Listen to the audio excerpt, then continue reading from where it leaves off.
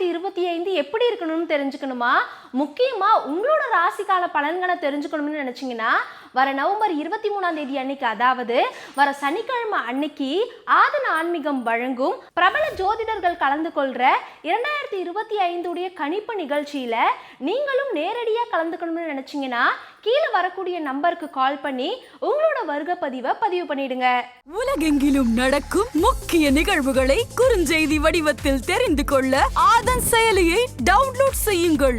ஆதன் செயலியை டவுன்லோட் செய்ய டிஸ்கிரிப்ஷனில் உள்ள லிங்கை கிளிக் செய்யவும். கோவிலுக்கு போறோம் அப்படின்னா உங்க கோவில்ல போயிட்டு எந்த மாதிரியான வழிபாடுகளை மேற்கொள்ளணும் சார்? தயவு கூர்ந்து வரிசையில் நின்று போங்க. சிறப்பு தரிசனம் ஸ்பெஷல் அதை அவர் அவாய்ட் பண்ணுங்க. கடவுளை பிரார்த்தனை பண்ற காட்டிலையும் கடவுள் பார்த்தாலே பாதி பிரச்சனை சொல்லுவாங்க. யாரோ ஒரு சில பேர் கைவர்கள் சொன்னார்கள் என்றுட்டு சாமியை கும்பிட்டு வரப்ப தானம் பண்ணக்கூடாதுன்னு சொல்றது அறியாத்தனம் கிடையாது. நம்மளே சாமிகிட்ட தானம் வாங்க தான் போயிருக்கிறோம். நம்ம போய் எதுவும் கொடுக்க போறது கிடையாது. சிவன் கோவில்கள் ரொம்ப பிரசித்தி பெற்ற கோவில்கள் இருக்கு. அந்த கோவில்கள் பத்தி கொஞ்சம் சிவனை கும்பிட்டால் கஷ்டம், அல்லது இந்த சிவபெருமான் முதலில் சோதித்து விட்டு தான் கொடுப்பார். சிவபெருமான் என்ன மாதிரி இல்லை உங்களுக்கு. அங்கையர் கண்ணி ஆலவாய் கரசி என்னை ஆளும் மீனாட்சியை கறிபிடிக்க சொக்கநாதரா இருக்கிறான். அப்போ மீனாட்சியோட சேர்ந்து நம்ம வணங்கினோம்னா ஊர்ல வராத ஆத்துலையும் தண்ணி வர வைக்கக்கூடிய வைகை ஆத்துல இருக்கிறான். கைலாய காட்சி அப்படின்ற மாதிரி ஒரு விஷயம் சொல்லியிருந்தீங்க பேசிட்டு இருக்கும்போது, இதை பத்தி சொல்லுங்க. தென்னகத்து பக்கம் சமன்படுத்துவதற்காக நான் மட்டுமல்ல ஒன்னையும் பிரசிஷ்ட பண்றேன்டான்னு சொல்லி ஒவ்வொரு இடத்துலயா சிவலிங்கத்தை பிரசிஷ்ட பண்ணிட்டே வராது. அதைத்தான் இப்ப நம்ம தோன்றோம். ஆதன் ஆன்மீக நேயர்களுக்கு வணக்கம். இன்றைய நேர்காணலில் நம்ம கூட பாத்தீங்கன்னா கோவில்கள் சம்பந்தமாகவும் ஆன்மீக தகவல்களையும் கோவில்கள் பற்றியும் தெரிவிப்பதற்காக நம்ம கூட இணைஞ்சிருக்கிறாங்க ஆலய வித்தகர் திருவண்ணாமலையைச் சேர்ந்த ஆனந்த் அவர்கள். வாருங்கள் பேசுவோம். வணக்கம் சார். வணக்கம். கோவிலுக்கு போறோம் அப்படின்னா உங்க கோவில்ல போயிட்டு எந்த மாதிரியான வழிபாடுகளை மேற்கொள்ளணும் சார்? மேற்கொள்வதன் மூலமா நமக்கு ஏற்படக்கூடிய நன்மைகள் என்ன சார்? தயவு கூர்ந்து வரிசையில் நின்று போங்க.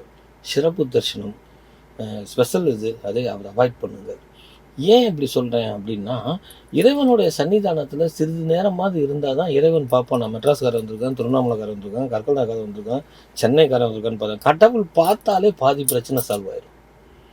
கடவுளை பிரார்த்தனை பண்ற காட்டிலையும் கடவுள் பார்த்தாலே பாதி பிரச்சனை சொல்லுவாங்க. கடவுள் உங்களை பார்ப்பதற்காக அவன் முன்னாடி சிறிது நேரம் நில்லுங்கள். உங்களுடைய அனைத்து தோஷமும் நீங்கும்.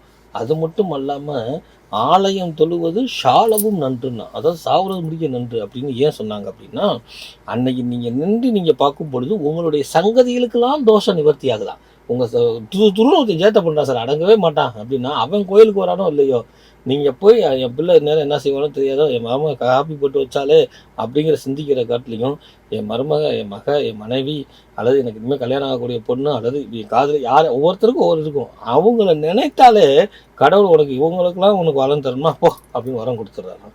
ஸோ அன்றைய தினம் உங்களுடைய புத்தாடையோட போய் கடவுள் முன்னாடி வரிசையை நின்று போகும் பொழுது, இந்த வரிசைன்னு ஏன் பேர் வந்துச்சு தெரியுமா? ஒருத்தர் நிற்கிறதை பார்த்து இன்னொருத்தர் நிற்கும் பொழுது தானாகவே ஒரு ஒழுக்கத்தன்மை வந்துவிடும் கிடந்து. அதில் அப்புறம் கொஞ்சம் நேரம் பார்த்தா, சார் நீங்கள் ரொம்ப டயர்டாக இருக்கீங்க, நீங்கள் முன்னே போங்க, நம்மளை அறியாமே ஒரு சொல்லக்கூடிய ஒரு செயல் வந்துவிடும் அது கிடந்து. ஸோ இந்த மாதிரிலாம் இருக்கும் பொழுது ஒரு கூட்டு அன்பு கிடைக்கக்கூடிய நிகழ்வு ஆலயத்தில் நடக்கும். அன்பு எங்கே இருக்குதோ அங்கே தான் தெய்வம் இருப்பார். ஸோ அன்றைய தினம் அதை பண்ணிக்கோங்க. ஆலயத்தை முடித்து தரிசனம் பண்ணி முடித்து வர பிறகு யாரோ ஒரு சில பேர் கைவர்கள் சொன்னார்கள் என்றுட்டு சாமியை கும்பிட்டு வரப்போ தானம் பண்ணக்கூடாதுன்னு சொல்கிறது அறியாத்தனம் கிடந்து. ஏன்னா நம்மளே சாமிகிட்ட தானம் வாங்க தான் போயிருக்கிறோம். நம்ம போய் எதுவும் கொடுக்க போகிறது கிடையாது. அந்த தானத்தை 4 பேர்த்துக்கிட்டு பகிர்ந்து கொள்வது தான் நமக்கு விசேஷம். உங்களால் முடிந்த இனிப்புகளையோ, அல்லது உங்களால் முடிந்த காணிக்கைகளையோ, அல்லது முடிந்தால் உங்களால் முடிந்த துணிகளையோ, அதுக்கு பேர் கோடி துணி அப்படின்னு பேர் கிடந்து. திருவாரூர் அது நிறைய கோவில்கள் இருக்கு. சோழர்கள் ஆண்ட பூமி கூட அங்க நிறைய சிவன் கோவில்கள் ரொம்ப பிரசித்தி பெற்ற கோவில்கள் இருக்கு. அந்த கோவில்கள் பத்தி கொஞ்சம் சொல்லுங்க. அது சிவபெருமானை பற்றி சோசியல் மீடியாவில் நிறைய சில விசேஷங்கள் வந்தது. அது என்னன்னு கேட்டால், சிவனை கும்பிட்டால் கஷ்டம், அல்லது இந்த சிவபெருமான் முதலில் சோதித்து விட்டு தான் கொடுப்பார் இப்படின்னா இப்போ நிறைய பேசுகிறாங்க. அதை ராசி பலன் சொல்கிறவங்களாம் சொல்கிறாங்க. சொல்லுவதில் எல்லாம் அந்த சிவபெருமான் மன்னிக்கட்டும்னு அவர்களுக்காக பிரார்த்தனை பண்ணுறேன்.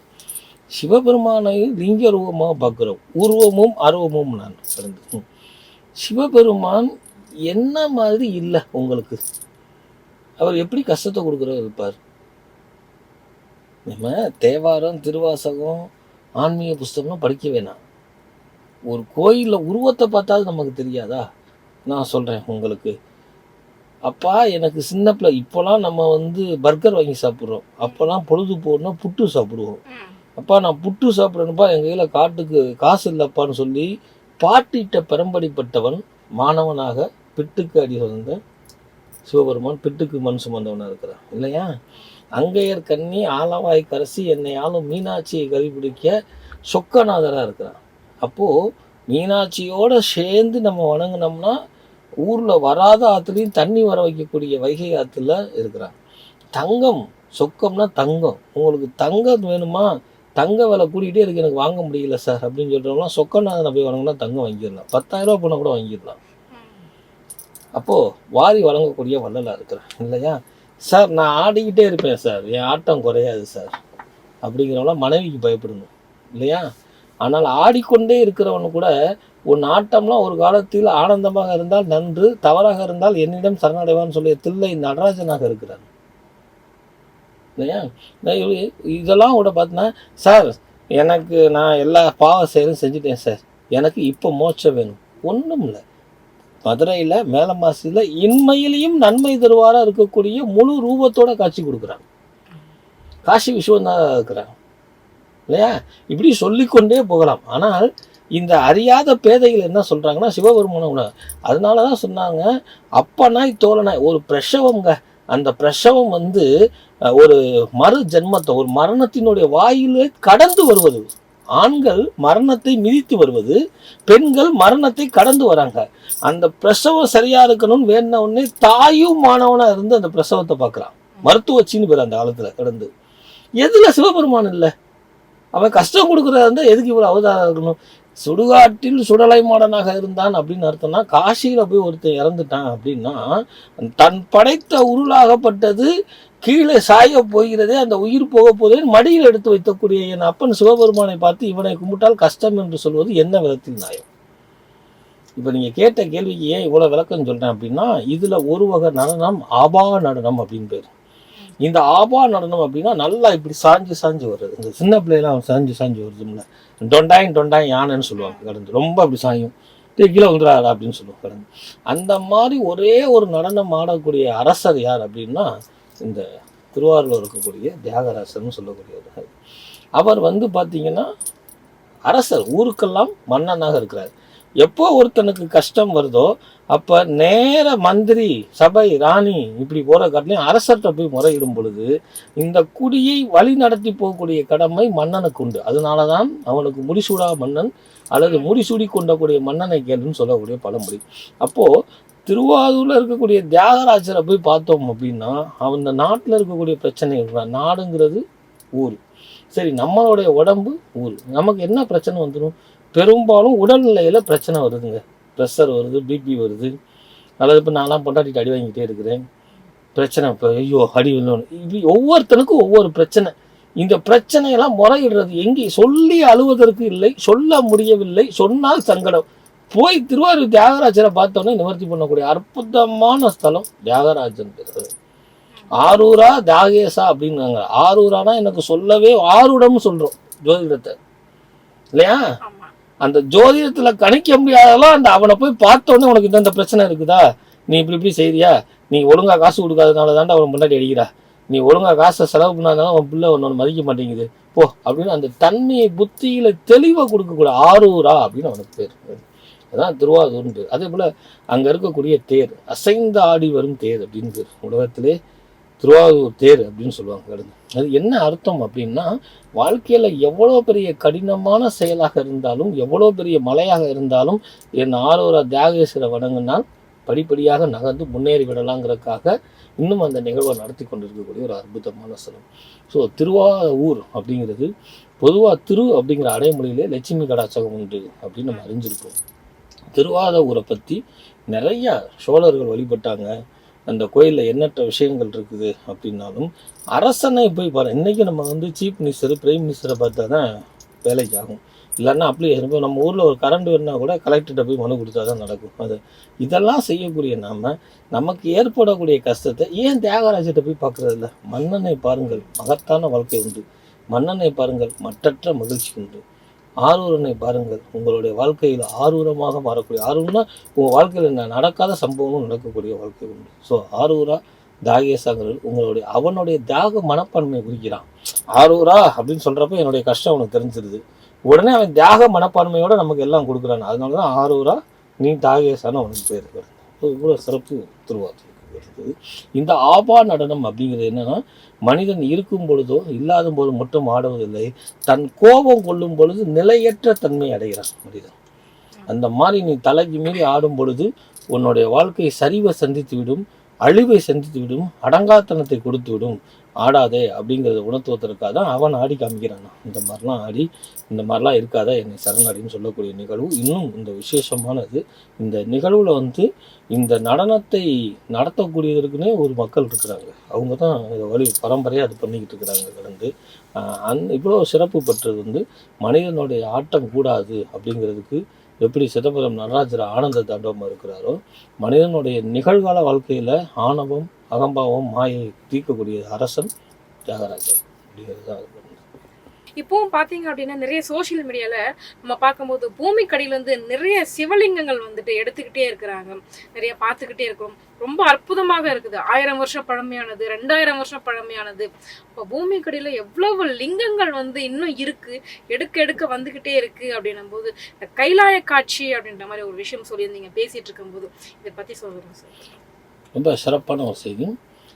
பொதுவாக தென்னாருடைய சிவனை போற்றி அப்படின்னு சொல்லி தான் நம்ம எல்லாம் கேள்விப்பட்டிருப்போம். கடந்து ஒரு நிகழ்வு ஆரம்பிக்கும் பொழுது தென்னாருடைய சிவனை போற்றின்னு ஆரம்பிப்பாங்க. அப்போ தென்னாகத்து பக்கம் அதிகமாக கோயில் இருக்குது, அதனால் சொல்கிறோம். அதாவது சிவபெருமானம் எங்களுக்கு தான் சொந்தம்னு நினச்சி நம்ம பேசுகிறோம் அப்படின்லாம் கிடையாது.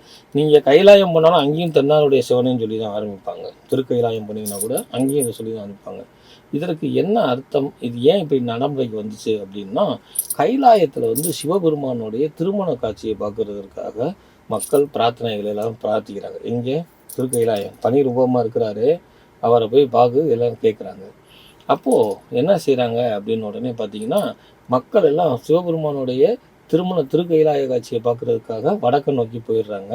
அப்போ பூமியாகப்பட்டது ஒரு சிறு பக்கம் சரிவு ஏற்படுது.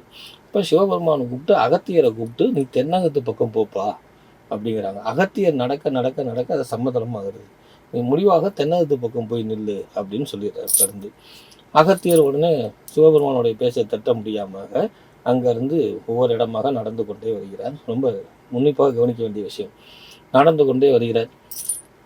அரசன் கட்டளையிட்ட பிறகு அவனுடைய காட்சியை பார்க்க முடியாத வருத்தம் அகத்தியருக்கு இல்லையா? இப்போ நம்ம இருக்கிறோம், எல்லோரும் சினிமாவுக்கு போயிட்டாங்க, நம்ம வீட்டில் சினிமாவுக்கு போனால் எப்படி இருக்கும், அந்த மனநிலையில் தான் அகத்தியர் இருக்கிறார் கடந்து. அப்போது அவர் திட்டாமல் என்ன செய்கிறார் அப்படின்னா, இந்த இடத்தை சமன்படுத்துவதற்கு, எந்த இடத்தை தென்னகத்து பக்கம் சமன்படுத்துவதற்காக நான் மட்டுமல்ல உன்னையும் பிரசிஷ்டை பண்ணுறேன்டான்னு சொல்லி ஒவ்வொரு இடத்துலையா சிவலிங்கத்தை பிரசிஷ்டை பண்ணிகிட்டே வராது. அதைத்தான் இப்போ நம்ம தோன்றோம். நீங்கள் ஒரு கேள்வியில் சொன்னீங்க, 100 ஆண்டு 50 ஆண்டு கிடையாது, 1000 ஆண்டு 2000 ஆண்டு கணக்கலுள்ளாத லிங்கங்கள் ஆலயங்கள்லாம் உள்ளே இருக்குது. அகத்தியரால் பிரசிஷ்டப்பட்டது தான் இது. ஸோ இது என்ன ஆயிடுச்சுன்னா, எண்ணிக்கை கூட கூட கூட கூட தென்னகத்து பக்கம் நிறைய சிவலிங்கங்கள் உருவாயிட்டு இருக்குது. அதைத்தான் நம்ம முன்னோர்கள் என்ன சொன்னாங்க, தென்னாருடைய சிவனை போற்றி அப்படின்னு. இதில் இன்னொரு உள்ள அர்த்தம் என்னன்னா, ஒரு சிவலிங்கம் பிரசிஷ்டை பண்ணி அது இயற்கை இடர்பாடுகளுக்கு வெளியில் தூக்கியோ உடையாமோ இப்போ நம்ம பல இல்லை, அப்போ இருந்து அது செட் ஆயிருச்சு, ஐ மீன் அதை உட்காந்துருச்சு அப்படின்னா, அப்போ அந்த சிவபெருமானுக்கு உகந்தாதானே முடியும். ஒரு லிங்கத்தை சும்மா எடுத்து ஒரு பீடம் பிடிச்சி வச்சிடும், நன்றுமா அது நீடிச்சிருமா? அந்த சிவபெருமானுக்கு உகந்திருக்குது, அதனால தான் தென்னாருடைய சிவனை போற்றி. அப்போ அவருக்கு உகந்தனால தான் இருக்குது அப்படின்னு ஒரு நிகழ்வு. இறுதியாக சிவபெருமான் திருவிடைமருதூர் அப்படின்னு ஒரு இடத்துக்கு வரும் பொழுது அங்கே வருத்தப்படுகிறார். எல்லோரும் கைலாய காட்சி பார்க்குறாங்க, எனக்கு மட்டும் கைலாய காட்சி கிடைக்கிறேன்னு உடனே அங்கேயே அவருக்கு திருக்கைலாய காட்சி நடத்தக்கூடிய ஒரு சம்பவத்தை கைலாயத்தில் எப்படி நடந்துச்சோ அதே மாதிரி இங்கேயும் அவருக்கு நடத்தி காட்டுகிறார் அகத்தியருக்கு. அது நடந்ததும் தென்னகத்தில் தான் அது. ஸோ அப்போவே சிவபெருமான் சொல்லியிருக்காரு, செலவு பண்ணி பணியில் வர முடியாமல் கழுதையில் ஜாமானை தூக்கிட்டு சிரமப்படாதீங்க, உங்கள் தென்னகத்திலே உங்களுக்கு திருக்கைலாய காட்சியை கொடுக்குறேன்னு சொல்லக்கூடிய நிகழ்வை நடத்தியிருக்கிறார். அதில் ஒரு 20% தான் நம்ம சிவலிங்கத்தை எடுத்துருக்கிறோம், சிவகோயிலை பார்த்துருக்குறோம். எத்தனைங்க? 20% தான். இன்னும் 80%னா இங்கே தென்னகத்துக்குள்ளே தான் இருக்குது. அதனால தான் தென்னாருடைய சிவனையும் சொல்லக்கூடியது. இது இந்த பூமி சொல்லலை, ஆன்மீகம் வளர வளர அல்லது ஆன்மீகத்தை மிகையாக நம்ம துரிதப்படுத்த தெய்வம் வெளிவரும் அப்படின்னு முன்னோர்கள் சொல்லியிருக்கிறாங்க. அதுதான் இப்போ படிப்படியாக நடந்து கொண்டு இருக்கிறது. எண்ணற்ற சிவ ஆலயங்கள், எண்ணற்ற சிவலிங்கங்கள். இப்போ சமீபத்தில் கூட வந்தவாசி நிறைய சோசியல் மீடியா இருக்கும். இந்த வந்த ஆலயங்களை இனிமையாவது நம்ம எல்லாம் ஒன்று சேர்ந்து அந்த ஆலயங்களை முறையாக பராமரிப்போம். எல்லோத்துக்கும் அரசையும் அறநிலைத்துறையும் பொதுவும் சொல்லாமல் அவர்களாக முடிந்தது ஒரு கூட்டலாம், பெருக்கலாம், விளக்கேற்றலாம், பூத்தொடுத்தலாம் செய்யும் பொழுது அந்த நாடும் ஊரும் செழிப்பம் பெறுங்கிற ஒரு சிறப்பான அந்த செய்தியை சொல்லி, ஒரு பூமிக்கு அடியில் கிடைத்தால் அது தங்கமாக இருந்தால் மட்டும் புதையல் அல்ல, ஆலயமாக இருந்தாலும் புதையல். நம்மளை ஒவ்வொரு ஆலயத்தையும் சேல மன்னர்கள் எதற்கு கட்டினாங்கன்னா இயற்கை இடர்பாடுகளை தாங்கக்கூடிய தன்மை ஆலயத்துக்கு கொடுக்கும். அந்த ஆலயம் நமக்கு பூமியிலேருந்து கிடைக்குதுன்னா நிறைய சமீப காலமாக பல இயற்கை இடர்பாடுகளை நம்ம சந்திச்சு கொண்டு இருக்கிறோம். அது சென்னையை மட்டும் இல்லை, நான் எல்லா இடத்தையுமே சொல்கிறேன். நம்ம கடந்து அந்த இயற்கை இடர்பாடுகள்லாம் இல்லாமல் இருக்குன்னா தெய்வ அருள் வேணும். அந்த தெய்வ அருள் நமக்கு இயற்கையாகவே பூமியிலிருந்து கிடைக்கக்கூடிய அந்த சிவலிங்கத்தையும் அந்த ஆலயத்தையும் வணங்குவோம், போற்றுவோம். அரசும் இதற்கு முறையாக உதவி செய்து அந்த ஆலயத்தை பராமரிக்க வேண்டுமாக அவர்களையும் கோரிக்கை வைத்து, அரசுக்கு முன்னாடி அடியாருக்கும் அடியேன், அந்த அடியாருக்கும் அடியேன் அப்படின்னா சிவபெருமான் தான் கண்ணப்பன் அந்த ஜெர்ரா கண்ணை கொடுத்தா மாமிசம் தான் அப்படின்னு ஜெர்ரா மாமிசத்தை கூறா துணி தாண்டா தோப்பேன் சேர்த்து அந்த கொள்ளையடிச்சு தாண்டா அவனுக்கு சோறு போட எதுக்கு வேணாலும் சிவபெருமான் ஒத்து போகக்கூடியவன். அதனால அவனை தோழன் சொல்லப்பட்டது. இதெல்லாம் கூட ஒரு பெரிய அதிசயத்தை சொல்றேன். பித்தா பிறைசூடி பெருமாளே அருளாளன். இந்த பாட்டை எல்லாரும் கேள்விப்பட்டிருப்பாங்க. இதனுடைய நோக்கம் என்னன்னா, என் சிவபெருமான் எவ்வளோ கருணை உள்ளவன் தெரியுமா, என் அண்ணாமலையார் எவ்வளோ கருணை உள்ளவன் தெரியுமா, அவனை வந்து கும்பிட்டால் கஷ்டம் வரும் சொல்லக்கூடிய அத்தனை பேரும் திருத்திக் கொள்ளுங்கள். பித்தா என்றால் என்ன? பைத்தியக்காரன் என்று. பிறை சூடி 2ஆம் இடம் 4ஆம் இடம் 6ஆம் இடத்துல சந்திரனை சூடினால் மனநிலை குழப்பம். சந்திராசம் வந்தாலே 2 நாளைக்கு எவனும் செல்போனை ஆப்ரேட் பண்ண மாட்டேங்கிறாங்க. செல்போனை ஒருத்தன் தொடாமல் இருக்கிறான்னா அவன் சந்திராசம் இருந்தால் நீ தொட மாட்டான், பிரச்சனை வரணும். நான் நிகழ்காலத்தை சொல்கிறேன். அப்படிப்பட்ட சந்திரனை சூடியவனே அருளாளாங்கிறான். எப்படி? எனக்கு வருத்தகுறா பித்தா பிறை சூடி பெருமாளைன்னா நீ பெரிய ஆளு, அருளாளா எனக்கு அருளை விடு, நான் உன்னை வணங்கிட்டேன்ல. எவ்வளோ உரிமையாக ஒரு நட்புல ஏமா எவ்வளோ இருக்குது, ஏப்பா எவ்வளோ, இப்போ நான் உங்ககிட்ட சொல்ல ஏமா இந்த பேக் இருக்கு எங்களுமா அப்படின்னு நம்ம உரிமையாக கேட்குற மாதிரி கேட்குறோம் இல்லையா? அப்போ ஒரு தோழனுக்கும் தோழனாக இருக்கக்கூடிய சிவபெருமான் என்னை பைத்தியக்காரன் என்று சொல்லி அவனை சொல்லுவனை கோவப்படாமல் அவனுக்கும் அருளக்கூடியவனாக இருக்கக்கூடிய அந்த சிவபெருமான் புவியில் தோன்றும் போது அவனை போற்றுங்கள், அவனை துதியுங்கள், இந்த நாடு செழிப்ப பெறும்.